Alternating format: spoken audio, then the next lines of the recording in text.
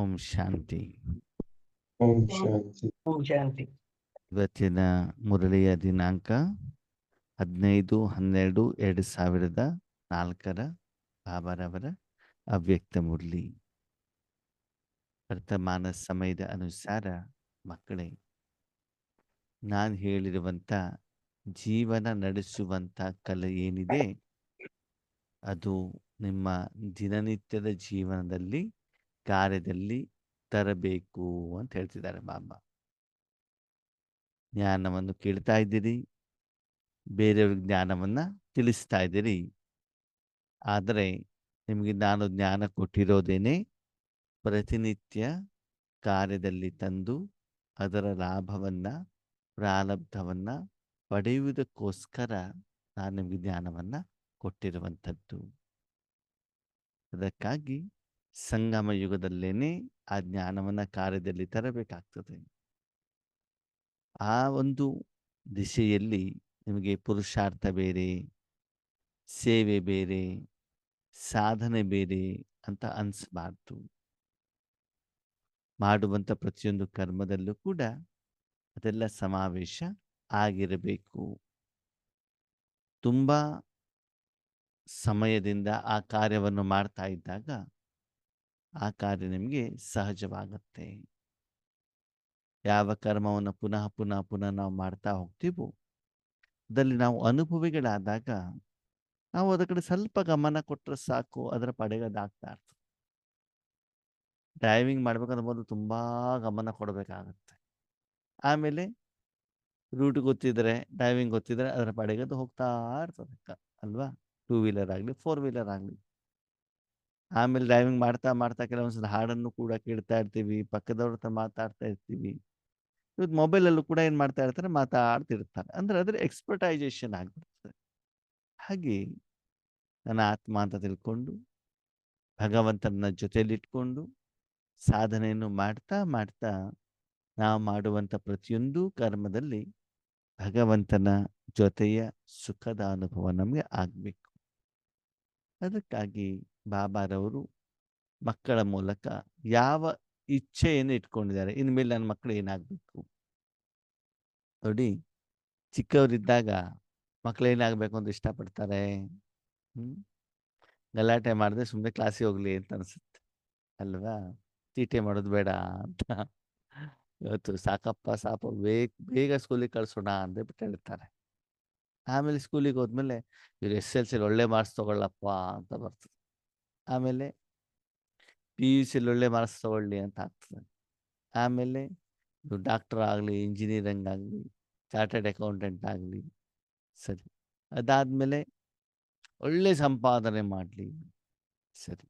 ಅದಾದಮೇಲೆ ಅಂದರೆ ಬೇರೆ ಬೇರೆ ಸಮಯದಲ್ಲಿ ತಮ್ಮ ಮಗುವಿನಿಂದ ಬೇರೆ ಬೇರೆ ರೀತಿಯ ನಿರೀಕ್ಷೆಯನ್ನು ತಂದೆ ತಾಯಿಗಳು ಇಟ್ಕೊಳ್ತಾರೆ. ಸಂಪಾದನೆ ಮಾಡಿದ ಮೇಲೆ ಆ ಸಂಪಾದನೆಯ ಹಣ ಬೇರೆಯವರಿಗೆ ದಾನ ಮಾಡಲಿ, ಅವಶ್ಯಕತೆ ಇದ್ದವ್ರಿಗೆ ಕೊಡಲಿ ಹೇಳುವಂಥ ಒಂದು ಮನೋಭಾವವನ್ನು ತಂದೆ ತಾಯಿಗಳು ಇಟ್ಕೊಂಡಿರ್ತಾರೆ. ಹಾಗೆ ಇವತ್ತು ಭಗವಂತ ನಮಗೆ ಜ್ಞಾನವನ್ನು ಕೊಟ್ಟಿದ್ದಾರೆ, ಶಿಕ್ಷಣವನ್ನು ಕೊಟ್ಟಿದ್ದಾರೆ.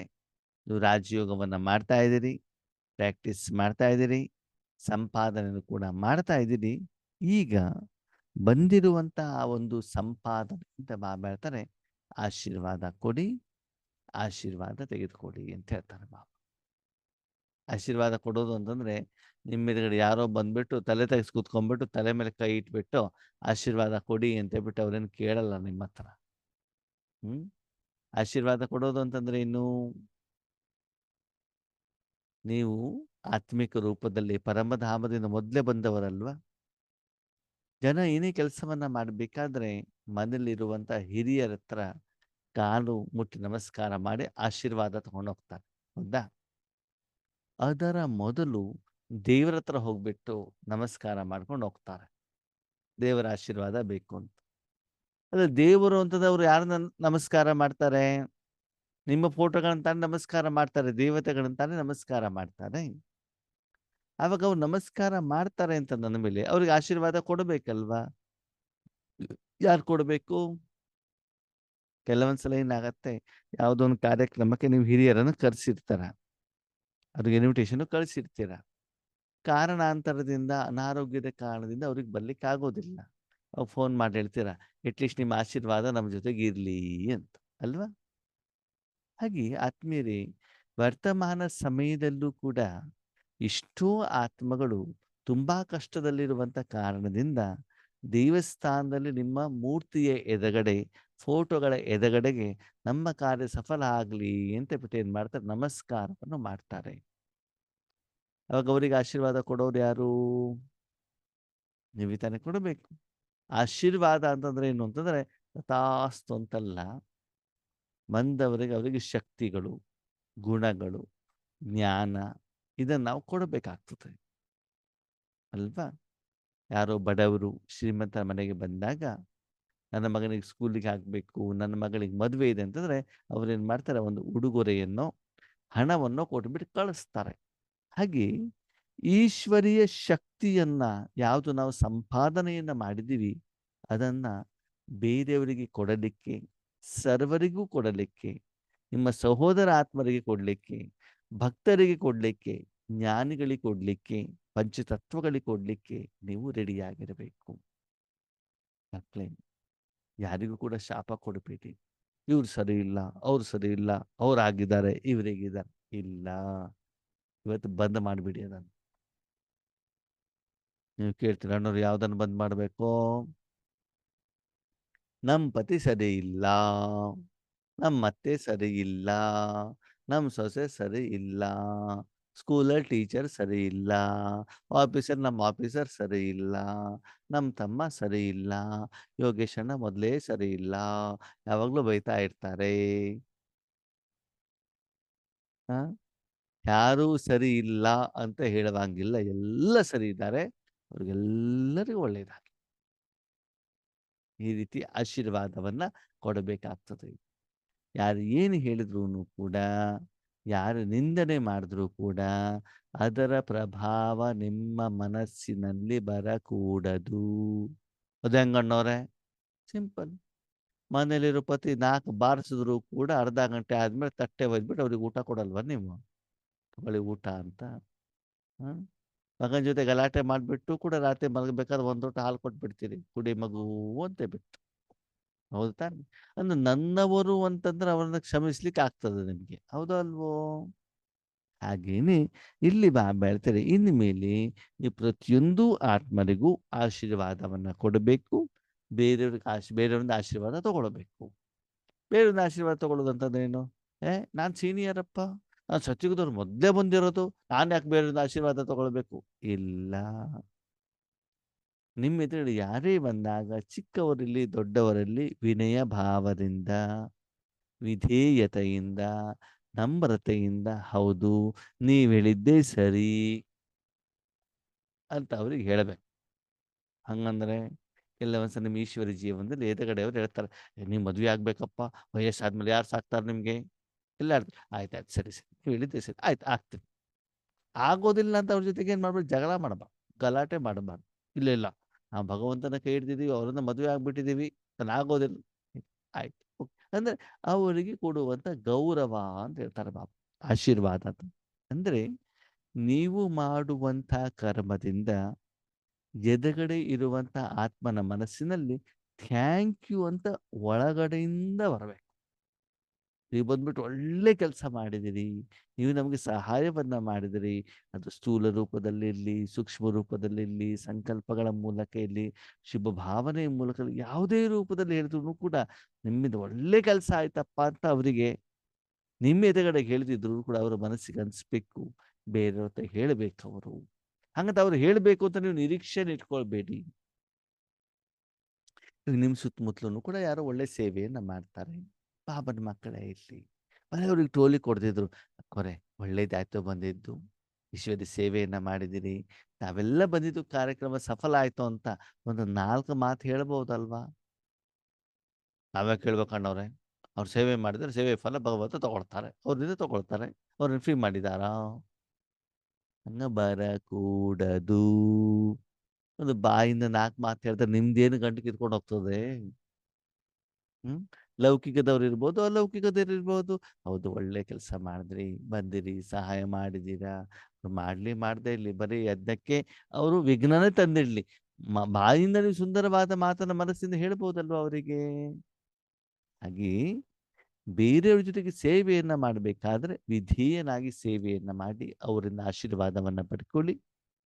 ಬೇರೆಯವರು ಏನಾದ್ರೂ ನಿಮ್ಗೆ ಸಹಾಯವನ್ನು ಮಾಡಿದ್ರೆ ಖಂಡಿತವಾಗ್ಲೂ ಮುಖದಿಂದ, ಮನಸ್ಸಿನಿಂದ ಅವರಿಗೆ ಥ್ಯಾಂಕ್ ಯು ಅಂತ ಹೇಳಿ, ಒಳ್ಳೆಯದಾಗ್ಲಿ ಅಂತ ಹೇಳಿ.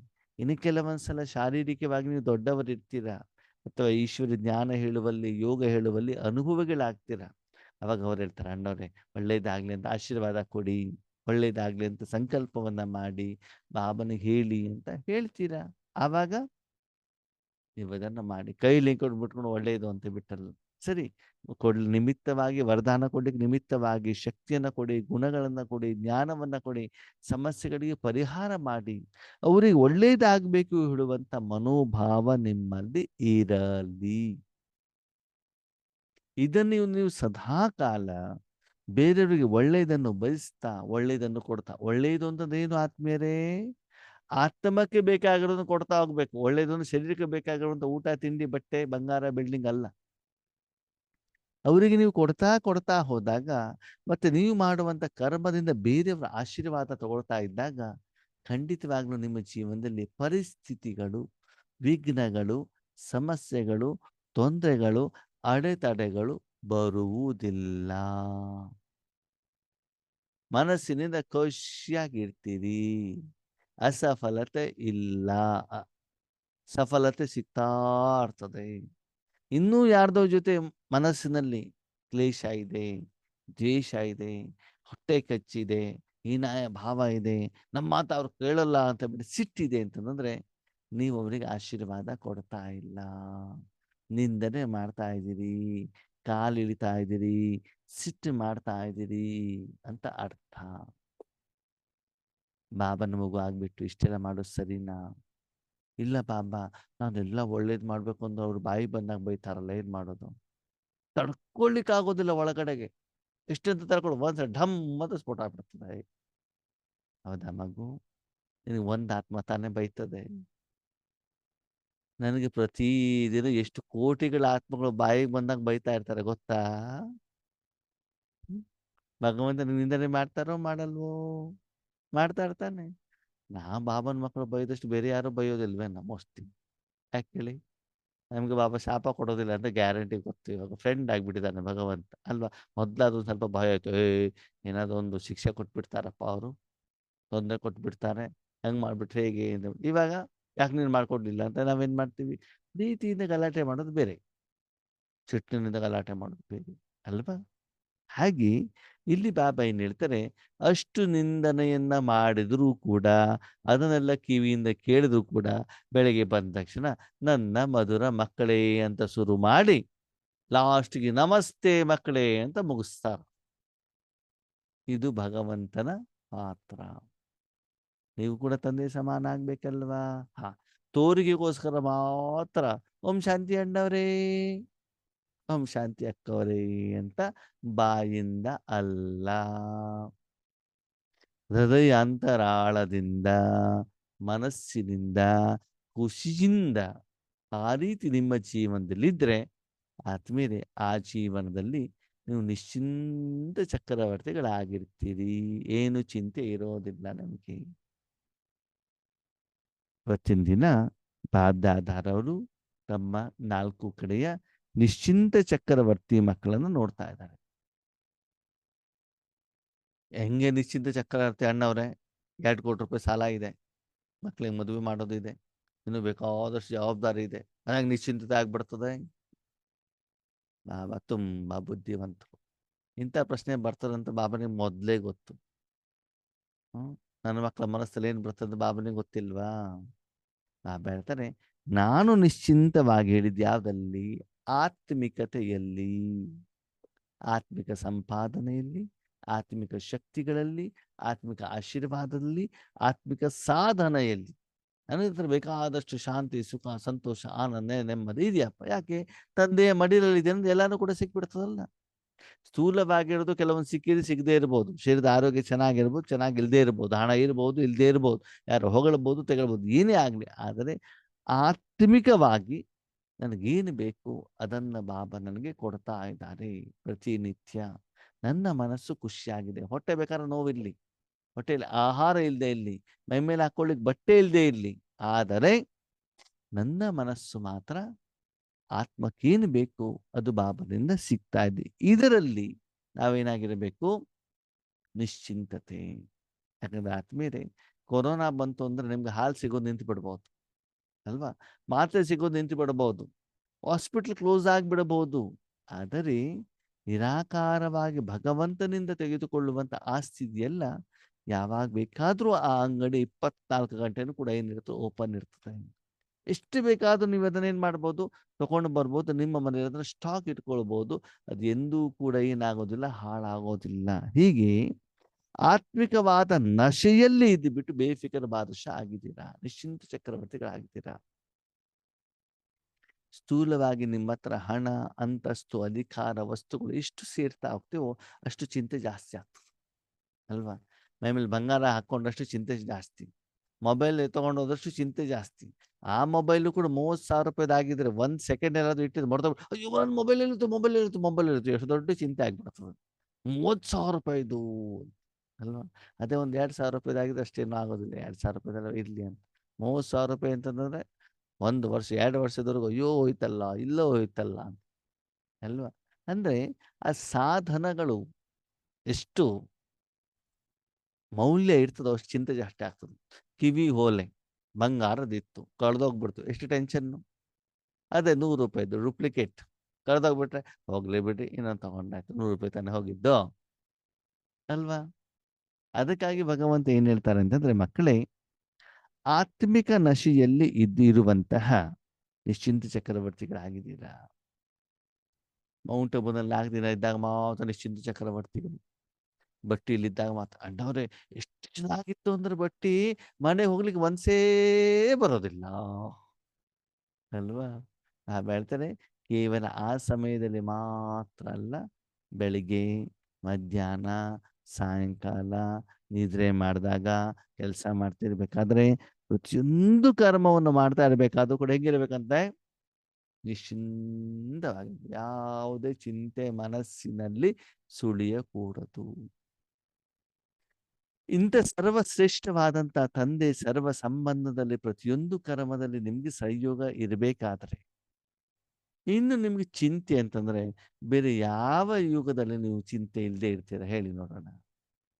ಅಂಗರಕ್ಷಕನಾಗಿ ಸದಾ ಕಾಲ ಪ್ರತಿ ಸೆಕೆಂಡ್ ನಿಮ್ಮ ಜೊತೆಗೆ ಬಾಡಿ ಗಾರ್ಡ್ ಆಗ್ಬಿಟ್ಟು ನಿಂತಿದ್ದಾರೆ, ಎಲ್ಲಾ ರೀತಿಯನ್ನ ಕೊಡ್ತಾ ಇದ್ದಾರೆ. ಓಕೆ. ಆದರೆ ಚಿಂತೆ ಯಾವಾಗ ಅಂದ್ರೆ ಬಾಬಾ ಒಂದೇ ವಿಷಯದಲ್ಲಿ ಇರ್ತಾರೆ, ಯಾವಾಗ ನಾನು ಅಂತ ಬರ್ತದೋ ಅದು ಚಿಂತೆ ಸ್ಟಾರ್ಟ್ ಆಗ್ತದೆ. ಮೇರಾ ಅವ್ರ ತೀರಾ, ನನ್ನದು ಮತ್ತು ನಿನ್ನದು. ನಾನು ಪುರುಷಾರ್ಥ ಮಾಡಬೇಕು, ನಾನು ಅಮೃತ ವೇಳೆ ಮಾಡಬೇಕು, ನಾನು ಸಾಧನೆ ಮಾಡಬೇಕು, ನಾನು ಜ್ಞಾನ ಹೇಳಬೇಕು, ನಾನು ಕೆಲ್ಸಕ್ಕೆ ಹೋಗ್ಬೇಕು, ನನ್ನ ಸಾಲ, ನನ್ನ ಮನೆ, ನನ್ನ ಕುಟುಂಬ, ನನ್ನ ಸಂಸಾರ, ನಾನು ವಿಶ್ವ ಕಲ್ಯಾಣ ಮಾಡಬೇಕು, ನಾನು ವಿಶ್ವಕ್ಕೆ ಶಕ್ತಿಗಳನ್ನು ಕೊಡಬೇಕು. ಇಲ್ಲಿ ನಾನು ಅಂತ ಬಂದಾಗ ಕಷ್ಟ ಆಗ್ತದೆ. ಬಾಬಾ ಜ್ಞಾನ ಹೇಳ್ತಿದ್ದಾರೆ, ಬಾಬಾ ಕರ್ಮ ಮಾಡ್ತಿದ್ದಾರೆ, ನನ್ನ ವೈಯಕ್ತಿಕ ಎಲ್ಲ ಜವಾಬ್ದಾರಿಯನ್ನು ಭಗವಂತನಿಗೆ ಒಪ್ಪಿಸಿಬಿಟ್ಟಿದ್ದೇನೆ, ಸಮಯ ಬಂದಾಗ ಅದನ್ನು ಪರಿಹಾರ ಮಾಡ್ತೇನೆ, ನಾನು ಸುಮ್ಮನೆ ತನು ಮನವನ್ನು ಭಗವಂತನಿಗೆ ಕೊಟ್ಬಿಟ್ಟು ಅವ್ರಿಗೆ ಕಾರ್ಯ ಮಾಡಿ ಬಿಟ್ಬಿಟ್ಟಿದ್ದೇನೆ. ಹೀಗೆ ಯಾರು ಎಲ್ಲವನ್ನು ಭಗವಂತನಿಗೆ ಸಮರ್ಪಣೆ ಮಾಡಿ ಭಗವಂತನ ಹತ್ರ ಕರ್ಮವನ್ನು ಮಾಡಿಸ್ತಾ ಇದ್ದಾರೋ ಅವರು ಸದಾ ಕಾಲ ಬೆಳಗಿಂದ ರಾತ್ರಿಯವರೆಗೂ ನಿಶ್ಚಿಂತ ಚಕ್ರವರ್ತಿಯ ಜೀವನವನ್ನ ಅವರು ಅನುಭವಿಸ್ತಾರೆ. ಎಲ್ಲಿ ಬೇಕಾದರೂ ಬಾಬಾ ಇಡ್ಲಿ, ಸದಾಕಾಲ ಭಗವಂತನನ್ನು ಉಪಯೋಗ ಮಾಡ್ಕೊಳ್ತಾ ಇದ್ದಾರಾ?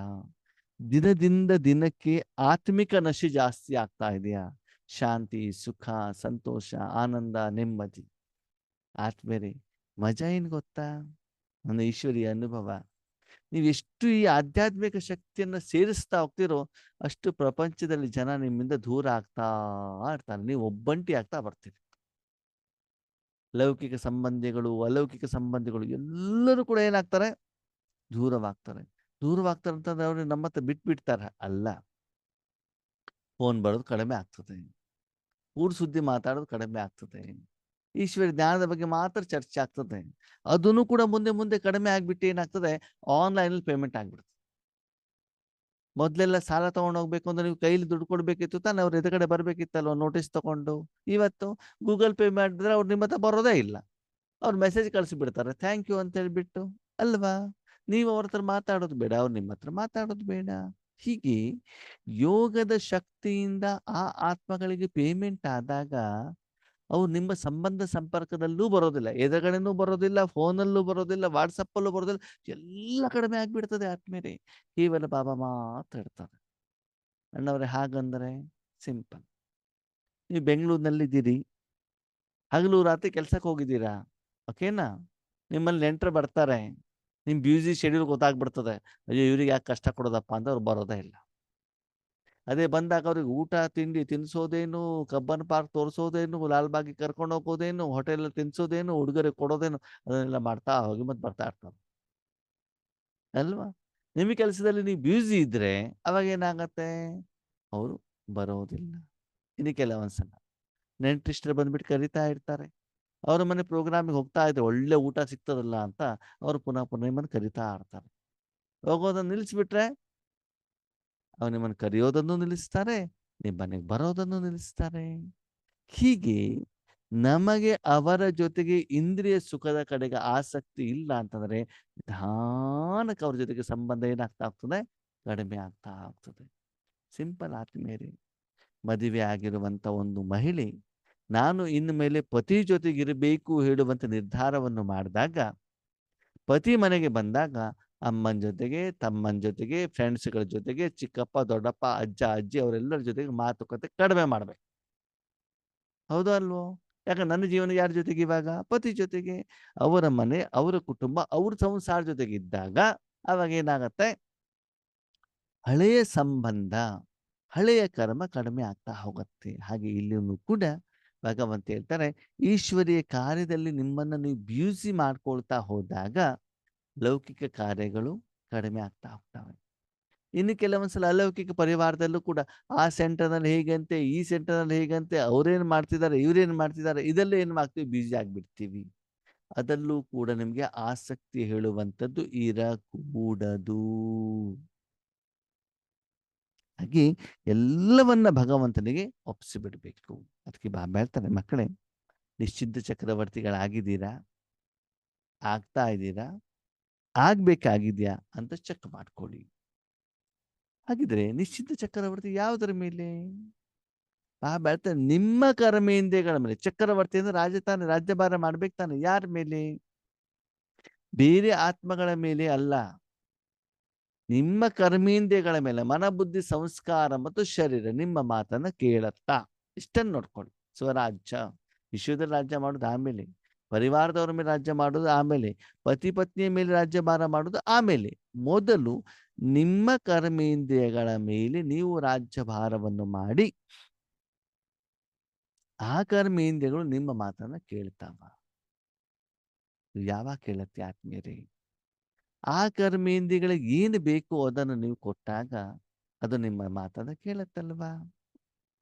ಬೆಳಿಗ್ಗೆ ಶರೀರಕ್ಕೆ ಸ್ನಾನ ಮಾಡಿಸಿದೀವಿ, ಬಟ್ಟೆ ಹಾಕ್ಕೊಂಡಿದ್ದೀರಿ, ಊಟ ತಿಂಡಿ ಮಾಡಿದ್ದೀರಾ, ಟಿಫಿನ್ ಕ್ಯಾರಿಯರ್ ತೊಗೊಂಡಿದ್ದೀರಾ, ಮೆಡಿಸಿನ್ ತೊಗೊಂಡಿದ್ದೀರಾ ಅಂತಂದರೆ ಅದಕ್ಕೆ ಬೇಕಾಗಿರೋದನ್ನು ಕೊಟ್ಟಾಗ ಸಾಯಂಕಾಲದವರೆಗೂ ಅದು ನಿಮ್ಮ ಮಾತನ್ನು ಕೇಳ್ತಾ ಇರ್ತದಲ್ವಾ? ನೀವು ನಿಶ್ಚಿಂತ ಚಕ್ರವರ್ತಿ ಆಗಿರ್ತೀರೋ ಆಗಿರಲ್ವೋ? ಹೌದು ತಾನೆ? ನಿಮ್ಮ ಮಕ್ಕಳನ್ನು ಹಾಸ್ಟೆಲ್ ಸೇರಿಸಿದ್ದೀರಾ, ಫೀಸ್ ಕಟ್ಟಿದ್ದೀರಾ, ಓಕೆ ಓಕೆ, 1 ವರ್ಷದವರೆಗೆ ನಿಶ್ಚಿಂತತೆ ಇರ್ತದೆ ಅಲ್ವಾ? ಹಾಗೆ ಇಲ್ಲೂ ಕೂಡ ಬಾಬಾ ಹೇಳ್ತಾರೆ, ನಿಮ್ಮ ಜೀವನವನ್ನೇ ನೀವು ಭಗವಂತನ ಕೈಯಲ್ಲಿ ಕೊಟ್ಟಾಗ, ನಿಮಗೆ ಬೇಕಾಗಿರುವಂಥ ರೀತಿಯಲ್ಲಿ ಭಗವಂತ ನಿಮ್ಮ ಜೀವನವನ್ನು ನಡೆಸಿದಾಗ ನಿಮ್ಮ ಜೀವನ ಹೇಗಿರ್ತದೆ? ನಿಶ್ಚಿಂತ. ನಿಮ್ಮನ್ನು ಚೆಕ್ ಮಾಡ್ಕೊಳ್ಳಿ, ಇನ್ನೂ ಯಾವುದಾದ್ರೂ ಚಿಂತೆ ಇದೆಯಾ? ಸರಿ, ಹಾಗಿದ್ರೆ ನಿಶ್ಚಿಂತವಾಗಿದ್ದೀವಿ ಅಂತ ಹೇಗೆ ಗೊತ್ತಿರ್ತದೆ? ಬಾಬಾ ಹೇಳ್ತಾರೆ, ಯಾರು ನಿಶ್ಚಿಂತವಾಗಿರ್ತಾರೋ ಅವರಿಗೆ ಪ್ರಕಾಶದ ಕಿರೀಟ ಇರ್ತದೆ, ಹಗೂರವಾಗಿರ್ತಾರೆ, ಭಾರ ಅಂತ ಅನ್ಸೋದಿಲ್ಲ.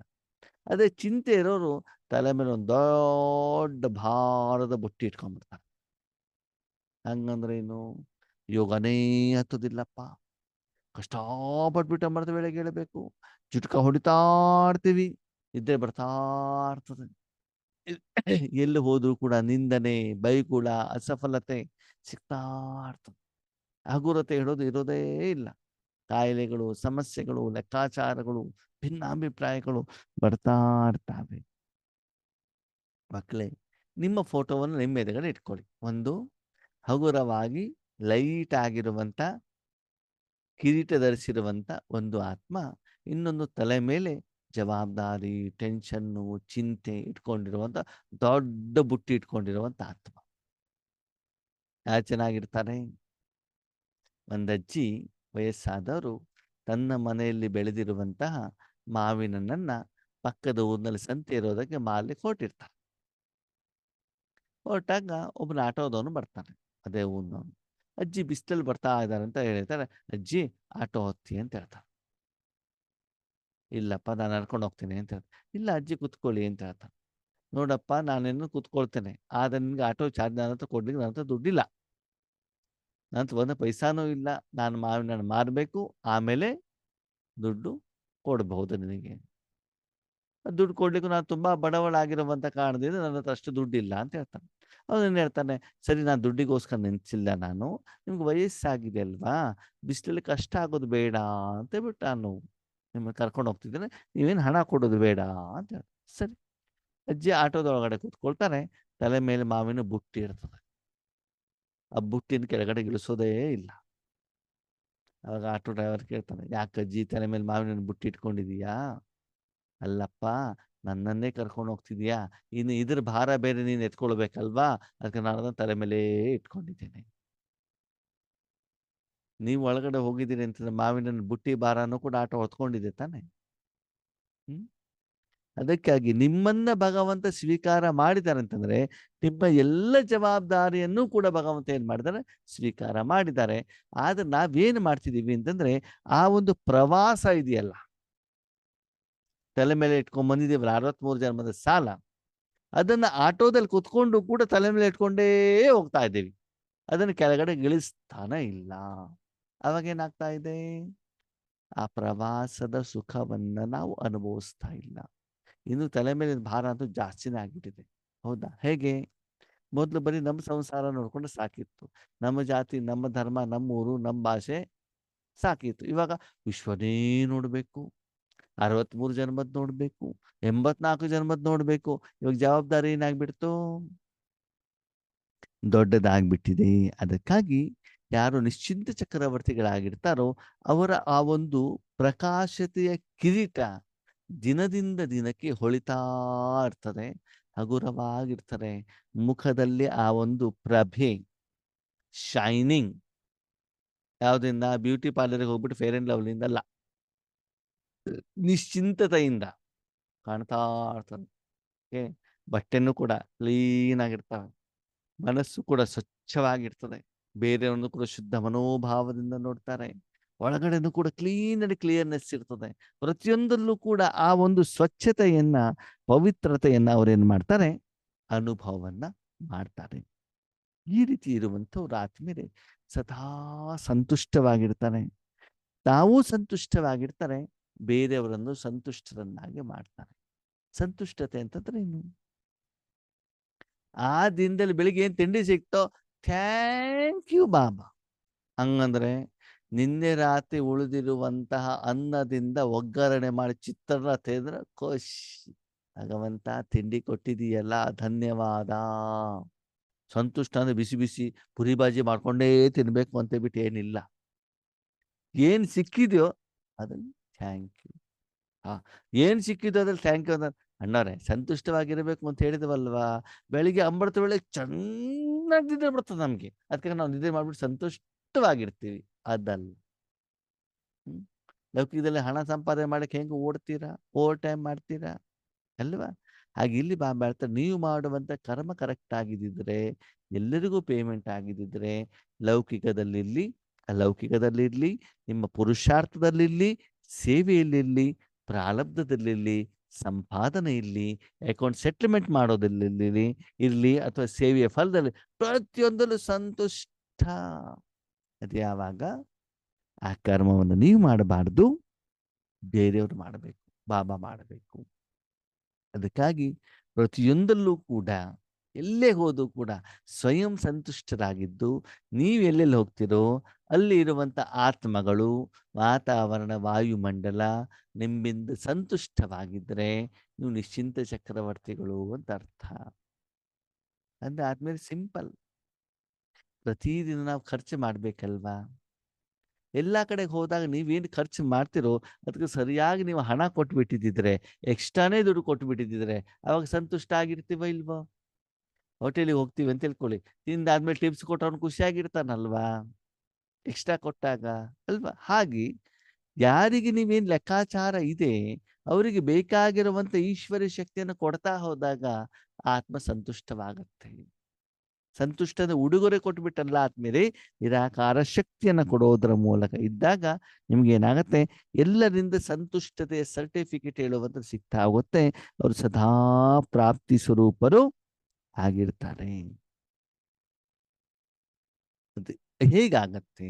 ನಿಶ್ಚಿಂತ ಚಕ್ರವರ್ತಿಗಳು ನಾವು ಹೇಗಾಗ್ತೀವಿ ಅಂತಂದ್ರೆ, ಬಾಬಾ ಸುಂದರವಾದ ಫಾರ್ಮುಲಾಗಳನ್ನು ಹೇಳ್ತಿದ್ದಾರೆ. ಏನಂತ, ನನ್ನದು ಹೇಳೋದನ್ನ ನಿನ್ನದು ಹೇಳೋದಲ್ಲಿ ಪರಿವರ್ತನೆ ಮಾಡಿ. ಅಂದ್ರೆ ಆ ಸ್ಥಳವನ್ನು ಬಾಬನಿಗೆ ಬಿಟ್ಬಿಡಿ ಅಷ್ಟೇ. ಬಾಬಾ ಮಾಡ್ತಿದ್ದಾರೆ, ಬಾಬಾ ಬರೀ ಬಾಯಲ್ಲಿ ಬಾಬಾ ಬಾಬಾ ಬಾಬಾ ಅಲ್ಲ, ಪ್ರಾಕ್ಟಿಕಲಿ ಭಗವಂತನ ಹತ್ರ ಮಾಡಿಸ್ತಾ ಇರುವಂತ ಅನುಭವ ನಿಮಗೂ ಆಗ್ಬೇಕು, ಬೇರೆಯವ್ರಿಗೂ ಕೂಡ ಆಗ್ಬೇಕು. ಅದನ್ನು ನೀವು ಮಾಡಿಲ್ಲ ಅಂತಂದ್ರೆ ನಿಧಾನಕ್ಕೆ ನಿಮ್ಮ ಮನೆಯಲ್ಲಿ ಪರಮಾತ್ಮ ಇಲ್ಲ ಅಂತಂದ್ರೆ ಏನಾಗ್ತದೆ? ನೀವು ಬೇಕಾದ್ರೆ ಅಬ್ಸರ್ವೇಷನ್ ಮಾಡಿ.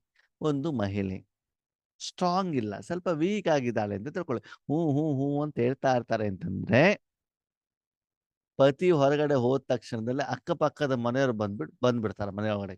ಸ್ವಲ್ಪ ಹಾಲು ಕೊಡ್ರಿ, ಸ್ವಲ್ಪ ಲಿಂಬೆಹಣ್ಣು ಕೊಡ್ರಿ, ಊರ್ ಸುದ್ದಿ ಮಾತಾಡೋದು ಎಲ್ಲ ಮಾಡಿ ಬಂದ್ಬಿಡ್ತಾರೆ. ಅವ್ರ ಪತಿ ತುಂಬಾ ಸ್ಟ್ರಾಂಗ್ ಅಂತ ತಿಳ್ಕೊಳ್ಳಿ. ಪತಿ ಮನೇಲಿ ಇದ್ದಾಗ ಈ ಕಡೆ ತಲೆ ಹಾಕೊಂಡು ಮಲ್ಕೊಳ್ಳೋದಿಲ್ಲ. ಮನೆ ಬಾಗ್ಲಿಗೆ ಬರ್ತಾರೆ, ಮನೆ ಎದುರುಗಡೆ ಚಪ್ಪಲಿ ಇದೆ ಅಂತಂದ್ರೆ ಏನ್ ಮಾಡೋದಿಲ್ಲ, ಒಳಗಡೆ ಬರೋದೇ ಇಲ್ಲ. ಯಾಕೆ? ಪತಿ ಸ್ಟ್ರಾಂಗ್ ಆಗಿರ್ತಾರೆ. ಹಾಗೆ ನಿಮ್ಮ ಮನೆಯಲ್ಲಿ, ನಿಮ್ಮ ಮನದಲ್ಲಿ, ಭ್ರಕುಟಿಯ ಸಿಂಹಾಸನದಲ್ಲಿ, ನಿಮ್ಮ ಜೊತೆಯಲ್ಲಿ ಸಂಗಮದ ರೂಪದಲ್ಲಿ ಬಾಪ್ ದಾದ ಇದ್ದಾಗ ಅಲ್ಲಿ ಮಾಯೆ ಬರಲಿಕ್ಕೆ ಅವಕಾಶ ಇಲ್ಲ, ಮಾಯೆ ಬರೋದಿಲ್ಲ. ಚಿಕ್ಕ ಮಕ್ಳು ಇರ್ತಾರಲ್ಲ, ಅವ್ರ ಫ್ರೆಂಡ್ಸ್ಗಳು ಯಾವಾಗ ಬರ್ತಾರೆ? ಅಪ್ಪ ಅಮ್ಮ ಮನೇಲಿ ಇದ್ದಿದ್ದಾಗ. ಅಮ್ಮನ ಬಗ್ಗೆ ಅವ್ರಿಗೆ ಹೆದರಿಕೆ ಇರೋದಿಲ್ಲ, ಅವರ ಮಗುವಿನ ಅಪ್ಪ ಇದ್ದಾಗ ಭಯ ಪಡ್ತಾರೆ. ಅವಾಗ ಸ್ಕೂಲಿಗೆ ಕರ್ಕೊಂಡು ಹೋಗೋದಿದ್ರೆ ಬರ್ತಾರೆ, ಆಟ ಆಡ್ಲಿಕ್ಕೆ ಕರ್ಕೊಂಡು ಹೋಗ್ಬೇಕು ಅಂತಂದ್ರೆ ಅಪ್ಪ ಇದ್ರೆ ಏನಾಗೋದಿಲ್ಲ, ಬರೋದಿಲ್ಲ.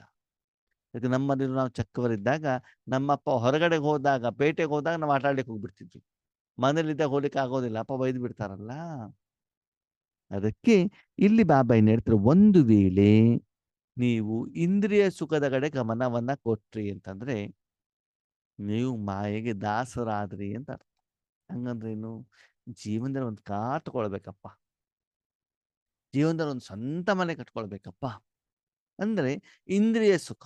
ಅಯ್ಯೋ ಅವರೆಲ್ಲ ದುಬಾಯ್ ನೋಡ್ಕೊಂಡ್ ಬಂದಿದ್ದಾರೆ, ನಾನು ಒಂದ್ಸಲ ದುಬಾಯ್ ನೋಡ್ಕೊಂಡು ಬರ್ಬೇಕಪ್ಪ.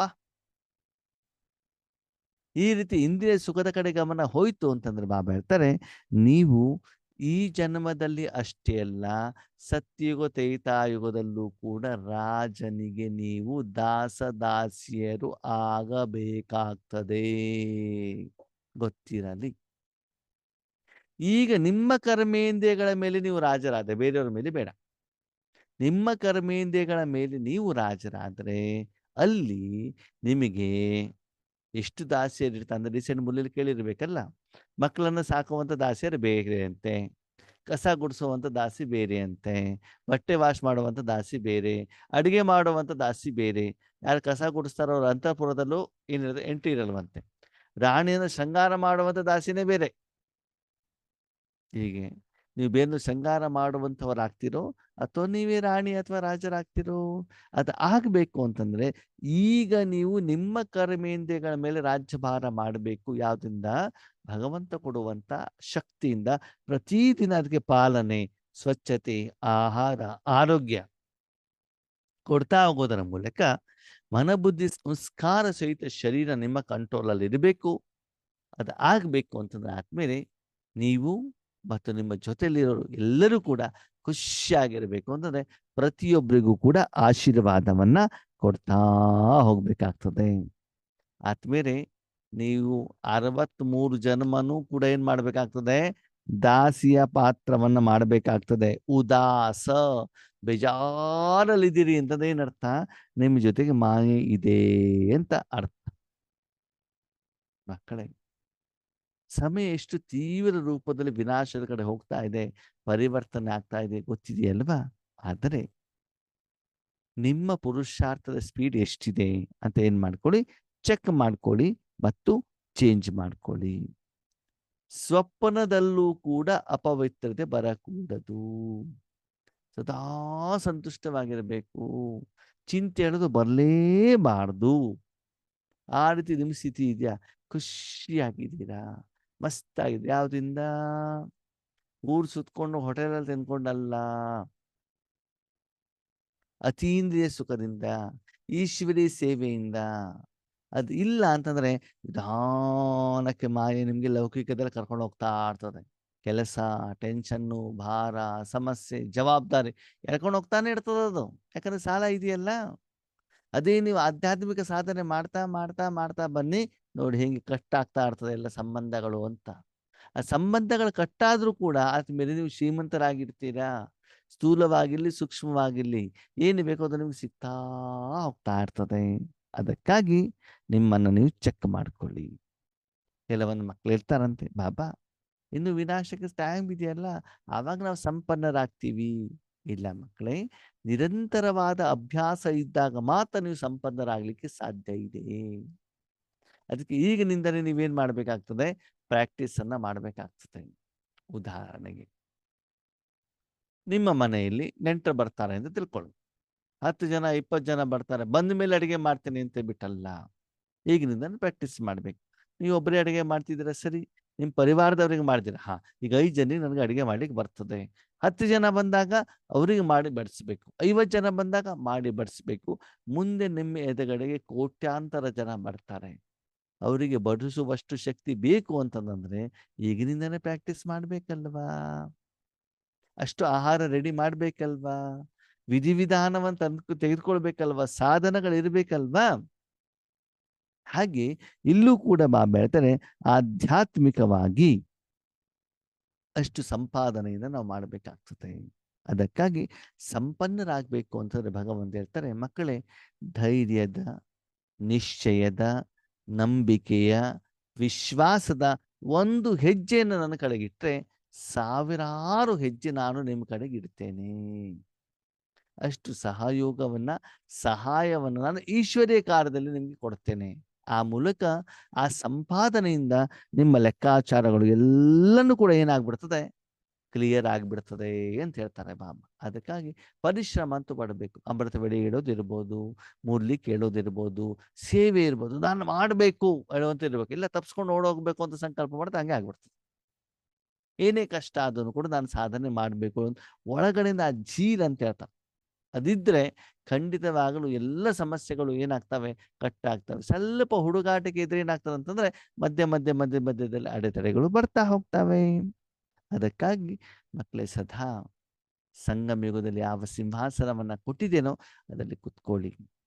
3 ಸಿಂಹಾಸನವನ್ನ ಬಾಬಾ ಕೊಟ್ಟಿದ್ದಾರೆ. ಒಂದು ಅಕಾಲ ತಖ್ತ, ಪರಕುಟಿ ಸಿಂಹಾಸನ. ಅಲ್ಲಿ ಕರೆಕ್ಟಾಗಿ ಕೂತ್ಕೊಂಡಿದ್ದಿದ್ರೆ ಯಾವುದೇ ಕಾಲ, ಯಾವುದೇ ಮಾಯ, ಯಾವುದೇ ಯಮಧರ್ಮರಾಯ, ಯಾವುದೇ ದುಃಖ ಕಷ್ಟ ನಿಮ್ಗೇನು ಮಾಡ್ಲಿಕ್ಕೆ ಸಾಧ್ಯವಿಲ್ಲ. ಹಂಗಂದ್ರೆ ಮನೇಲಿ ಎಸಿ ಹಾಕೊಂಡು ಡೋರ್ ಕ್ಲೋಸ್ ಮಾಡ್ಕೊಂಡು ಕೂತ್ಕೊಂಡು ಎಷ್ಟು ಬೇಕಾದ್ರೂ ಗಾಳಿ ಬರ್ಲಿ, ಎಷ್ಟು ಬೇಕಾದ್ರೂ ಬೆಳಕು ಬರ್ಲಿ, ಎಷ್ಟು ಬೇಕಾದ್ರೂ ಮಳೆ ಬರ್ಲಿ, ಧೂಳು ಬರ್ಲಿ, ನಿಮಗೇನಾಗ್ತದೆ? ನೀವು ಸುರಕ್ಷಿತವಾಗಿ ಇರ್ತಿರ್ತಾನೆ. ಸಮಸ್ಯೆ ಯಾವಾಗ ಮನೆಯಿಂದ ಹೊರಗಡೆ ಹೋಗ್ತಿರೋ ಆವಾಗಲೇ ತಾನೇ ಸಮಸ್ಯೆ ಅಲ್ವಾ? ಕೆಲವೊಂದ್ಸಲ ಮಳೆ ಮೋಡ ಆಗಿರ್ತದೆ. ಭಗವಂತನಿಗೆ ಹೇಳ್ತೀವಿ, ಭಗವಂತ ನನ್ನ ಮನೆ ಸೇರಿದ ಮೇಲೆ ಬೇಕಾದಷ್ಟು ಮಳೆ ಬರ್ಲಿ ಅಂತ. ನಾನ್ ಸೇಫ್ ಆಗಿರ್ಬೇಕು, ಬೇರೆಯವ್ರಿಗೆ ಏನು ಬೇಕಾದ್ರೂ ಆಗ್ಲಿ ಹೇಳುವಂತ ಮನೋಭಾವ ಅಲ್ವಾ? ಒಂದು ಅಕಾಲ ತಕ್, ಎರಡನೇದು ಭಗವಂತನ ಹೃದಯ ಸಿಂಹಾಸನ. ಅಲ್ಲಿ ಎಂದೂ ಕೂಡ ಕೆಳಗಡೆ ಇಳಿಬೇಡಿ ಅಂತ ಹೇಳ್ತಾರೆ ಬಾಬಾ. ಅಲ್ಲಿ ಕೂತ್ಕೊಂಡಾಗ ನಿಮ್ಮ ರಕ್ಷಣೆಯ ಜವಾಬ್ದಾರಿ ನನ್ನದು, ಆತ್ಮವಾಗಿ ಕೂತ್ಕೊಳ್ಳಿ. ಮೂರನೇದು ಭವಿಷ್ಯದ ವಿಶ್ವ ಮಹಾರಾಜನ ಸಿಂಹಾಸನ, ವಿಶೇಷವಾಗಿ ಸಂಗಮ ಯುಗದ ಹೃದಯ ಸಿಂಹಾಸನದಲ್ಲಿ ಯಾವ ಮಕ್ಕಳು ಕುತ್ಕೊಂಡಿರ್ತಾರ ಅವ್ರು ಸದಾಕಾಲ ನಿಶ್ಚಿಂತವಾಗಿರ್ತಾರೆ. ಒಬ್ಬ ಕುಮಾರ ಒಂದು ಸಿಟಿಗೆ ಹೋಗ್ಬಿಟ್ಟು ಒಂದು ರೂಮ್ನಲ್ಲಿ ಇರ್ತಾನೆ. ಇದ್ದಾಗ ಏನು ಮಾಡಬೇಕು? ಕೆಲ್ಸಕ್ಕಂತ ಹೋಗಲೇಬೇಕಾ? ಅವನೊಬ್ಬನೇ ಇರುವಂಥ ಕಾರಣದಿಂದ ಕಸ ಗುಡಿಸೋದು, ನೆಲ ಒರೆಸೋದು, ಪಾತ್ರೆ ತೊಳೆಯೋದು, ಅಡುಗೆ ಮಾಡೋದು ಎಲ್ಲ ಅವರೇ ಮಾಡಬೇಕಾಗ್ತದೆ. ಬಟ್ಟೆ ವಾಶ್ ಮಾಡೋದು ಎಲ್ಲ ಮಾಡಬೇಕು. ಒಂದು ದಿವಸ ಅವ್ರ ಮೇಲೆ ಅಮ್ಮ ಬಂದುಬಿಡ್ತಾರೆ. ಅಮ್ಮ ಬಂದು ಎಲ್ಲ ಜವಾಬ್ದಾರಿ ಅಮ್ಮಂದು. ಇವ್ರು ಮಲ್ಕೊಂಡಾಯ್ತು, ಎಲ್ಲ ಮಾಡಿಕೊಟ್ಟು ತೊಗೊಂಡು ಕೆಲ್ಸಕ್ಕೆ ಹೋದ್ರಾಯ್ತು ಅಷ್ಟೇ. ಹಾಗೆ ನಮ್ಮ ಹತ್ರನೂ ಕೂಡ ಅಮ್ಮ ಇದ್ದಾರಲ್ವಾ? ಅಮ್ಮನ ಮಡಿಲಲ್ಲಿ ಕೂತ್ಕೊಳ್ಳಿ, ಎಲ್ಲ ಜವಾಬ್ದಾರಿಯನ್ನು ತೆಗೆದುಕೊಳ್ಳಿಕ್ಕೆ ಭಗವಂತ ರೆಡಿ ಇದ್ದಾರೆ. ಅದಕ್ಕಾಗಿ ಇವತ್ತು ಬಾಬಾ ಚೆಕ್ ಮಾಡ್ತಿದ್ದಾರಂತೆ, ನನ್ನ ಮಕ್ಕಳ ಪುರುಷಾರ್ಥ ಹೇಗಿದೆ, ಯಾವ್ಯಾವ ವಿಷಯದಲ್ಲಿ ಎಷ್ಟೆಷ್ಟು ಇವರು ಸ್ಟಾಕನ್ನು ಇಟ್ಕೊಂಡಿದ್ದಾರೆ ಅಲ್ವಾ? ನಮ್ಮಲ್ಲಿ ಶ್ರೀಮಂತಿಗೆ ಬರ್ತಾ ಹೋದಾಗ ಬಂಗಾರ ಜಾಸ್ತಿ ಆಗುತ್ತೆ, ಹಣ ಜಾಸ್ತಿ ಆಗುತ್ತೆ, ಬಿಲ್ಡಿಂಗ್ ಜಾಸ್ತಿ ಆಗುತ್ತೆ, ಬಟ್ಟೆಗಳು ಜಾಸ್ತಿ ಆಗ್ತವೆ, ದಿನಸಿ ಐಟಮ್ಗಳು ಜಾಸ್ತಿ ಆಗ್ತವೆ, ಸಾಧನಗಳು ಜಾಸ್ತಿ ಆಗ್ತಾವಲ್ವಾ? ಹಾಗೆ ಆಧ್ಯಾತ್ಮಿಕವಾಗಿ ಇವರಲ್ಲಿ ಏನೇನು ಜಾಸ್ತಿ ಆಗಿದೆ, ಏನೇನು ವೇಸ್ಟ್ ಮಾಡ್ತಿದ್ದಾರೆ ಅಂತ ಬಾಬಾ ನೋಡ್ತಾ ಇದ್ದಾರಂತೆ. ಕೆಲವೊಂದ್ಸಲ ಹಣ ಜಾಸ್ತಿ ಬಂದರೂ ಕೂಡ ತುಂಬಾ ಖರ್ಚು ಮಾಡಿಬಿಡ್ತಾರೆ. ಕೆಲವೊಂದ್ಸಲ ಬೆಂಗಳೂರುಗಳಂತ ಊರುಗಳಲ್ಲಿ ತಾತ ಮಾಡಿರುವಂಥ ಆಸ್ತಿ ಇರ್ತದೆ, 1 ಎಕರೆ ಸೇಲ್ ಮಾಡಿಬಿಡ್ತಾರೆ, ಕೋಟಿಗಟ್ಟಲೆ ಹಣ ಬಂದ್ಬಿಡ್ತದೆ, ಸಂಪಾದನೆ ಮಾಡೋದು ನಿಲ್ಲಿಸ್ಬಿಡ್ತಾರೆ, ಖರ್ಚು ಮಾಡೋದೇ ಕೆಲಸ, ಊರು ಸುತ್ತೋದು, ಅದು ಮಾಡೋದು, ಇದು ಮಾಡೋದು, ಇದು ಮಾಡಿಬಿಡ್ತಾರೆ. ಅದಕ್ಕೆ ಬಾಬಾ ಖರ್ಚು ಮಾಡಬಾರ್ದು, ಉಳಿತಾಯ ಮಾಡಬೇಕು. ಓಕೆ, ಹಾಗೆ ನಿಮ್ಮ ಹತ್ರ ಏನೇನು ಖಜಾನೆ ಇದೆ? ಮೊದಲನೇದು ಸಂಕಲ್ಪದ ಖಜಾನೆ. ಆ ಸಂಕಲ್ಪವನ್ನು ಯಾವುದಕ್ಕೆ ಉಪಯೋಗ ಮಾಡ್ಕೊಳ್ತಿದ್ದೀರಿ? ವಿಶ್ವ ಕಲ್ಯಾಣಕ್ಕೂ, ಸ್ವಕಲ್ಯಾಣಕ್ಕೂ, ಶರೀರದ ಕಲ್ಯಾಣಕ್ಕೂ, ಅಥವಾ ತಮ್ಮ ಲೌಕಿಕ ಪರಿವಾರದವರ ಕಲ್ಯಾಣಕ್ಕೂ, ರಕ್ತ ಸಂಬಂಧಿಗಳಿಗೋಸ್ಕರ ಯಾವುದಕ್ಕೋಸ್ಕರ ಮಾಡ್ತಾ ಇದ್ದೀರಿ? ವ್ಯರ್ಥ ಸಂಕಲ್ಪವನ್ನು ಎಷ್ಟು ತಗೊಳ್ತಾ ಇದ್ದೀರಿ? ಹಂಗಾಗಬಾರ್ದಿತ್ತು, ಹೀಗಾಗಬಾರ್ದಿತ್ತು, ಹಾಗಾಗಬೇಕಿತ್ತು, ಹೀಗಾಗಬೇಕಿತ್ತು, ಎಷ್ಟು ವೇಸ್ಟ್ ಮಾಡ್ತಾ ಇದ್ದೀರಾ? ಎರಡನೇದು ಗುಣಗಳ ಖಜಾನೆ ಎಷ್ಟು ಸ್ಟಾಕ್ ಇದೆ? ಶಕ್ತಿಗಳ ಖಜಾನೆ ಎಷ್ಟು ಸ್ಟಾಕ್ ಇದೆ? ಜ್ಞಾನ ಎಷ್ಟಿದೆ? ಜ್ಞಾನ ಸಂಪತ್ತು, ಅನುಭವದ ಸಂಪತ್ತು ಎಷ್ಟಿದೆ? ಎಲ್ಲದಕ್ಕಿಂತ ಮುಖ್ಯವಾಗಿ ಇದೆಲ್ಲದರ ಆಧಾರ, ಇದೆಲ್ಲವನ್ನ ಉಪಯೋಗ ಮಾಡಿ ಎಷ್ಟು ಆಶೀರ್ವಾದವನ್ನು ತೆಗೆದುಕೊಳ್ತಾ ಇದ್ದೀರಿ? ಯಾರಿಂದ ಆಶೀರ್ವಾದ? ಮೊದಲು ನೀವು ಮಾಡುವಂಥ ಕರ್ಮದಿಂದ ನಿಮ್ಮಿಂದ ನಿಮಗೆ ಆಶೀರ್ವಾದ. ಅಂದ್ರೆ ನೀವು ಮಾಡುವಂಥ ಕರ್ಮ ಖುಷಿ ಆಗ್ಬೇಕು. ಆಶೀರ್ವಾದ ಅಂತಂದ್ರೇನು? ಇವತ್ತು ನೀವು ಅನ್ನ ಸಾಂಬಾರು ಮಾಡಿದ್ದೀರಿ, ಅನ್ನ ಸಾಂಬಾರು ಚೆನ್ನಾಗಿದೆ, ಇವತ್ತು ಸಾಂಬಾರು ಚೆನ್ನಾಗಿದೆಯಪ್ಪ ಅಂತ ನಿಮ್ಗೆ ಅನ್ಸ್ಬೇಕು ಮೊದಲು, ಬೇರೆಯವ್ರಿಗೆ ಆಮೇಲೆ. ಓಕೆನಾ? ಅದಕ್ಕೆ ಬಾಬಾ ಹೇಳ್ತಾರೆ, ಮೊದಲು ಸ್ವಯಂನಿಂದ ಸ್ವಯಂ ಆಶೀರ್ವಾದ, ಎರಡನೇದು ಪರಮಾತ್ಮನಿಂದ ಆಶೀರ್ವಾದ, ಮೂರನೇದು ನೀವು ಯಾವ ಸಂಬಂಧ ಸಂಪರ್ಕದಲ್ಲಿ ಬರ್ತಾರೋ ಅವರ ಆಶೀರ್ವಾದ. ಈ ರೀತಿ ಎಲ್ಲ ನಾನು ಬಾಬನ ಮನೆ ಮಕ್ಕಳ ಜೊತೆಗೆ ಚೆನ್ನಾಗಿರ್ತೀವಿ, ಮನೆಯ ಜೊತೆಗೆ ಜಗಳ ಮಾಡಿಬಿಡ್ತೀವಿ, ಇಲ್ಲ. ಮನೆಯ ಜೊತೆಗೆ ಚೆನ್ನಾಗಿದ್ದೀವಿ, ಸೆಂಟರ್ನವ್ರ ಜೊತೆಗೆ ಜಗಳ ಮಾಡ್ತೀವಿ, ಇಲ್ಲ. ಅಂತಂದ್ರೆ ಮಧ್ಯದಲ್ಲಿ ಜಗಳಗಳಾಗ್ತಾ ಇದ್ದಾವೆ ಅಂತಂದ್ರೆ ಅವರಿಗೆ ಬೇಕಾಗುವಷ್ಟು ಕೊಡುವಷ್ಟು ಹಣವನ್ನ ನಾನು ಕೊಟ್ಟಿಲ್ಲ, ಅಷ್ಟು ನನ್ನಲ್ಲಿ ಆಧ್ಯಾತ್ಮಿಕವಾಗಿ ಸ್ಟಾಕ್ ಇಲ್ಲ, ಯೋಗದ ಶಕ್ತಿ ಇಲ್ಲ. ಅದಕ್ಕಾಗಿ ಅವರು ಪುನಃ ಪುನಃ ಪುನಃ ಬಂದ್ಬಿಟ್ಟು ಸಾಲ ಕೊಡಿ, ಸಾಲ ಕೊಡಿ, ಸಾಲ ಕೊಡಿ ಅಂತ ಏನು ಮಾಡ್ತಿದ್ದಾರೆ? ಕೇಳ್ತಾ ಇದ್ದಾರೆ. ಆವಾಗ ನಾನು ತಪಸ್ಸನ್ನು ಜಾಸ್ತಿ ಮಾಡಬೇಕು, ಆಧ್ಯಾತ್ಮಿಕ ಸಂಪಾದನೆಯನ್ನು ಜಾಸ್ತಿ ಮಾಡಬೇಕಾಗ್ತದೆ. ಅದಕ್ಕಾಗಿ ಮಕ್ಕಳು ಚೆಕ್ ಮಾಡ್ಕೊಳ್ಳಿ, ಪ್ರತಿದಿನ ಜನರಿಂದ ಎಷ್ಟು ಆಶೀರ್ವಾದ ತಗೊಳ್ತಾ ಇದ್ದೀರಿ. ದುಃಖವನ್ನ ಕೊಡಬಾರ್ದು, ದುಃಖ ತೆಗೆದುಕೊಳ್ಬಾರ್ದು. ಯಾರೊಬ್ರು ದುಃಖವನ್ನ ಕೊಡ್ತಾರೆ, ಅದನ್ನ ನೀವು ಸ್ವೀಕಾರ ಮಾಡಬಾರ್ದು. ಯಾರೊಬ್ರು ಹಣ್ಣನ್ನ ಕೊಡ್ತಾರೆ, ನೋಡಿ ಚೆನ್ನಾಗಿದೆ, ಅದು ಕೊಳ್ತೋಗ್ಬಿಟ್ಟಿದೆ, ತಗೊಳ್ತೀರಾ? ಇಟ್ಕೊಳ್ತೀರಾ? ಬೇರೆ ಯಾರಿಗಾದ್ರು ದಾನ ಮಾಡ್ತೀರಾ? ಇಲ್ಲ ತಾನೇ? ಅದಕ್ಕೆ ಯಾರೋ ಏನೋ ಒಂದು ಹೇಳ್ಬಿಟ್ಟು ಹೋಗ್ಬಿಡ್ತಾರೆ, ಸರಿ. ಅದೇ ನೀವೇನು ಚೇಂಜ್ ಆಗಬೇಕು, ಚೇಂಜ್ ಮಾಡ್ಕೊಳ್ಳಿ, ಮತ್ತು ಅದನ್ನು ಬಿಟ್ಬಿಡಿ. ಅವ್ರು ಹಾಗೆ ಹೇಳಿದ್ರು, ಇವ್ರು ಹೇಳಿದ್ರು ಅಂತ ಬಿಟ್ಟು ಏನು ಮಾಡ್ಬಾರ್ದು? ಮನಸ್ಸಲ್ಲಿ ಗಟ್ಟಿಯಾಗೋದನ್ನ ಏನು ಮಾಡಬಾರ್ದು? ಇಟ್ಕೊಳ್ಬಾರ್ದು. ಕೆಲವೊಂದ್ಸಲ ಮಜಾ ಹೇಗಿರ್ತದೆ ಗೊತ್ತಾ ಆದ್ಮೇಲೆ ಈಶ್ವರಿ ಜೀವನದಲ್ಲಿ? ಕೆಲವೊಂದ್ಸಲ ನಿಮಿತ್ತವಾಗಿ ಬಾಬಾ ನಮ್ಮ ಜೊತೆ ನಮ್ಮ ಮೂಲಕ ಯಾವುದೋ ಒಂದು ಆತ್ಮಗಳಿಗೆ ಹೇಳ್ತಾರೆ, ಇದು ತಪ್ಪು, ಇದನ್ನು ಮಾಡಬಾರ್ದು, ಇದನ್ನು ಸರಿ ಮಾಡಿ. ಅವರು ಕಲ್ಯಾಣಕ್ಕೋಸ್ಕರ ಹೇಳಿದಿರ್ತದೆ, ಸಿಟ್ಟು ಬಂದ್ಬಿಡ್ತದೆ. ಅಣ್ಣವ್ರು ಹಿಂಗೆ ಹೇಳಿದ್ರು ಅಂತ ಹೇಳ್ಬಿಟ್ಟು ಟಾಟಾ ಬಾಯ್ ಬಾಯ್, ಓಂ ಶಾಂತಿ. ಪುರುಷಾರ್ಥಕ್ಕೆ ಬರೋದನ್ನೇ ನಿಲ್ಲಿಸಿಬಿಡ್ತಾರೆ, ಸಾಧನೆ ಮಾಡೋದಕ್ಕೆ ನಿಲ್ಲಿಸಿಬಿಡ್ತಾರೆ. ನಮ್ಗೆ ನಷ್ಟ ಆಗ್ತದೆ ಇಲ್ವಲ್ಲ? ನಷ್ಟ ಯಾರಿಗೆ? ನೀವು ಬಂದಿಲ್ಲ ಅಂತ ಬಿಟ್ಟು ನಾವೇನು ಅಮೃತ ವೇಳೆ ಮಾಡೋದನ್ನು ನಿಲ್ಲಿಸೋದಿಲ್ವಾ? ಅಥವಾ ನಮ್ಮ ಸಾಧನೆ ನಾವು ನಿಲ್ಲಿಸಿಬಿಡ್ತೀವ? ನಷ್ಟ ನಿಮ್ಗಲ್ವಾ, ನಮ್ಗೇನಲ್ವಲ್ಲ. ನಿಮ್ಮ ಜಾಗದಲ್ಲಿ ಭಗವಂತ ಬೇರೆ ಸ್ಟೂಡೆಂಟ್ಸ್ಗಳನ್ನು ಕಳಿಸಿರ್ತಾರೆ. ಅಲ್ವಾ? ಅದಕ್ಕಾಗಿ ಯಾರೋ ಏನೋ ಹೇಳಿದ್ರು ಅಂತ ಹೇಳ್ಬಿಟ್ಟು ನಾವೇನ್ ಮಾಡ್ತೀವಿ, ಅದನ್ನ ವೈಯಕ್ತಿಕವಾಗಿ ತೆಗೆದುಕೊಂಡು ಬಿಡ್ತೀವಿ. ಅದರಿಂದ ಕ್ಲಾಸಿಗೆ ಬರೋದು ನಿಲ್ಲಿಸಿಬಿಡ್ತೀವಿ. ನಷ್ಟ ಯಾರಿಗೆ? ಅದನ್ನ ನಾವು ಅರ್ಥನೇ ಮಾಡ್ಕೊಳ್ಳೋದಿಲ್ಲ ಅಲ್ವಾ? ಮನೇಲಿ ಯಾರು ಎಷ್ಟು ಬೈದ್ರೂ ಕೂಡ ಅದನ್ನ ಸ್ವೀಕಾರ ಮಾಡ್ತೀವಿ. ಅಯ್ಯೋ ಸೆಂಟರ್‌ನಲ್ಲಿ ಹಂಗೆ ಹೇಳಿದ್ರಪ್ಪ, ಅಣ್ಣವ್ರು ಹಿಂಗೆ ಹೇಳಿದ್ರಪ್ಪ, ಅಕ್ಕವ್ರು ಹಿಂಗೆ ಹೇಳಿದ್ರಪ್ಪ ಅಂತ ಏನ್ ಮಾಡೋದು, ಗಂಟೆಗಟ್ಟಲೆ ಮನಸ್ಸಲ್ಲಿ ಇಟ್ಕೊಂಡು ಅದನ್ನ ಯೋಚನೆ ಮಾಡಿ, ಮಾಡಿ, ಮಾಡಿ ಬೇರೆಯವರಿಗೆಲ್ಲ ಹೇಳಿ, ಹೇಳಿ, ಹೇಳಿ, ಹೇಳಿ ಮಾಡೋದು ದೊಡ್ಡದಾಗಿ ಮಾಡಾಕ್ಬಿಡೋದು. ಅದೇನರ್ಥ? ದುಃಖವನ್ನು ತೆಗೆದುಕೊಳ್ತಿದ್ದೀರಿ ಅಂತ ತಾನೇ ಅರ್ಥ. ಅದಕ್ಕಾಗಿ ಮಕ್ಕಳೇ, ನಿಮ್ಮಲ್ಲಿ ಯಾವುದೇ ರೀತಿ ಕಡಿಮೆತನಗಳು ಇರಬಾರದು. ಪರ್ಫೆಕ್ಟ್. ನಿಮ್ಮಲ್ಲಿ ಅದು ಕಡಿಮೆತನ ಇದ್ರೆ ಅದಕ್ಕೆ ಪರ್ಫೆಕ್ಟ್ ಅಂತ ಹೇಳಲಿಕ್ಕೆ ಆಗೋದಿಲ್ವಲ್ಲ. ನೋಡಿ, ಬಿಳಿ ಬಟ್ಟೆ ಇದೆ, ಎಲ್ಲ ಒಂದು ಕಪ್ಪು ಕಲೆ ಇದ್ರೂ ಕೂಡ ಅದು ಸ್ಪಷ್ಟವಾಗಿ ಕಾಣ್ತಾ ಇರ್ತದೆ. ಅದಕ್ಕಾಗಿ ಯಾವುದೇ ಆತ್ಮದ ಪ್ರತಿ ನೆಗೆಟಿವ್ಸ್ ಭಾವ ಇರಬಾರದು.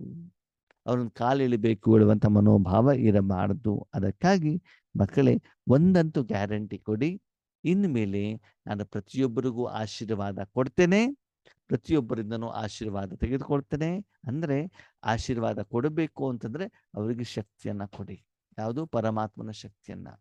ಬೇರೆಯೊಂದು ಆಶೀರ್ವಾದ ಪಡ್ಕೊಳ್ಬೇಕು ಅಂದ್ರೆ ವಿಧೇಯ ರೂಪದಲ್ಲಿ ಅವರಿಗೆ ಗೌರವವನ್ನ ಕೊಡಿ, ಅವರ ಮಾತನ್ನ ಕೇಳಿ. ಓಕೆ, ಈಶ್ವರಿ ಕಾರ್ಯವನ್ನು ನೀವು ಮಾಡ್ತಾ ಮಾಡ್ತಾ ಹೋದಾಗ ಅವರು ಖಂಡಿತವಾಗ್ಲೂ ಆಶೀರ್ವಾದವನ್ನ ಕೊಡ್ತಾ ಇರ್ತಾರೆ. ಅದಕ್ಕಾಗಿ ಬಾಬಾ ಹೇಳ್ತಾರೆ, ಮಕ್ಕಳೇ, ಎಂದೂ ಕೂಡ ಹುಡುಗಾಟಿಕೆ ಬೇಡ, ಹುಡುಗಾಟಿಕೆ ಮಾಡಬೇಡಿ. ಪ್ರತಿ ಕರ್ಮವನ್ನು ಮಾಡ್ತಾ ಮಾಡ್ತಾ ಮಾಡ್ತಾ ಏನ್ ಮಾಡ್ಬೇಕು, ನಿಮ್ಮನ್ನು ನೀವು ಚೆಕ್ ಮಾಡ್ಕೊಳ್ಳಿ. ಪ್ರತಿ ಕರ್ಮ ಆದ್ಮೇಲೆ ನಿಮ್ಮ ಮನಸ್ಸು ಹಗೂರವಾಗಿದೆ, ಖುಷಿಯಿಂದ ಇದೆ ಅಂತಂದ್ರೆ ಜನ ನಿಮಗೆ ಆಶೀರ್ವಾದ ಕೊಟ್ಟಿದ್ದಾರೆ ಅಂತ ಅರ್ಥ. ನನ್ನ ಈಶ್ವರಿ ಜೀವನದಲ್ಲೂ ನಾನು ನೋಡಿದ್ದೇನೆ, ಈಶ್ವರ್ಯ ಕಾರ್ಯವನ್ನು ಮಾಡಿದಾಗ ಜನರಿಂದ ಏನು ಆಶೀರ್ವಾದ ಸಿಗ್ತದಲ್ವಾ, ಅದು ಬೇರೊಂದು ಸಿಗ್ಲಿಕ್ಕೆ ಸಾಧ್ಯ ಇಲ್ಲ. ಈಶ್ವರಿ ಸೇವೆ ಮಾಡಿದಾಗ ಎಷ್ಟೋ ಜನ ಆತ್ಮಗಳು ಬಾಯಿಂದ ಚೆನ್ನಾಗಿ ಬೈದಿದ್ದು ಇರ್ತದೆ, ಹಿಂದ್ಗಡೆಯಿಂದ ನಿಂದನೆ ಮಾಡಿದ್ದು ಇರ್ತದೆ. ಅದನ್ನು ಕೂಡ ನಾವು ಕೇಳಿದ್ದಿದೆ. ಡೈರೆಕ್ಟ್ಲಿನೂ ಕೇಳಿದೀವಿ, ಇಂಡೈರೆಕ್ಟ್ಲಿನೂ ಕೂಡ ಕೇಳಿದೀವಿ. ಆದರೆ ಸತ್ಯಾಂಶ ಗೊತ್ತಾದಾಗ ಮತ್ತೆ ವಾಪಸ್ ಆ ಆತ್ಮನ ಮನಸ್ಸು ಪರಿವರ್ತನೆ ಆಗತ್ತೆ. ಅವ್ರ ಪರಿವರ್ತನೆ ಆಗ್ಲಿ ಆಗದಲ್ಲಿ ನಮ್ಮ ಕಡೆಯಿಂದ ಅವ್ರ ಬಗ್ಗೆ ಏನಿರ್ತದೆ, ಶುಭ ಭಾವನೆ ಇದ್ದೇ ಇರ್ತದೆ. ಅವ್ರಿಗೆ ಒಳ್ಳೇದಾಗ್ಲಿ, ಅವ್ರಿಗೆ ಸತ್ಯತೆ ಅರಿವು ಗೊತ್ತಾಗ್ಲಿ, ಅದನ್ನು ಯಾವಾಗಲೂ ಮಾಡ್ತಾ ಇರಿ. ಈ ರೀತಿ 4 ಕಡೆಯ ನಿಶ್ಚಿಂತ ಚಕ್ರವರ್ತಿ ಆತ್ಮರಿಗೆ ಸದಾ ಆತ್ಮಿಕ ನಶೆಯಲ್ಲಿ ಇರುವಂಥವ್ರು, ಶರೀರದ ನಶೆ ಅಲ್ಲ. ಎಷ್ಟು ಆಸ್ತಿ ಇದೆ, ಎಷ್ಟು ಕೋಟಿ ಇದೆ, ಅದೆಲ್ಲ ಆತ್ಮಿಕ ನಶೆಯಲ್ಲಿ ಇರುವಂಥವ್ರು ಅಂತ ಶ್ರೇಷ್ಠ ಆತ್ಮಗಳಿಗೆ, ಆ ನಶೆಯನ್ನು ಪ್ರಾಪ್ತಿ ಮಾಡಿಕೊಂಡು ಅದನ್ನು ಅನುಭವ ಮಾಡ್ತಾ ಇರುವಂಥ ಆತ್ಮರಿಗೆ, ಸರ್ವಶಕ್ತಿಗಳ ಖಜಾನೆಯನ್ನು ಜಮಾ ಮಾಡಿಕೊಳ್ಳುವಂಥ, ವೃದ್ಧಿ ಮಾಡ್ಕೊಳ್ತಾ ಇರುವಂಥ ತೀವ್ರ ಪುರುಷಾರ್ಥಿ ಆತ್ಮರಿಗೆ, ಸದಾ ಒಂದೇ ಸಮಯದಲ್ಲಿ 3 ಪ್ರಕಾರದ ಸೇವೆಯನ್ನು ಮಾಡುವಂಥ ಶ್ರೇಷ್ಠ ಸೇವಾಧಾರಿ ಮಕ್ಕಳಿಗೆ ಬಾಬ್ದಾದಾರವರ ನೆನಪು, ಪ್ರೀತಿ, ಪದಮ ಗುಣದಷ್ಟು ನೆನಪು, ಪ್ರೀತಿ ಮತ್ತು ನಮಸ್ತೆ. ಸರಿ, ಅಚ್ಚಾ. ಓಂ ಶಾಂತಿ.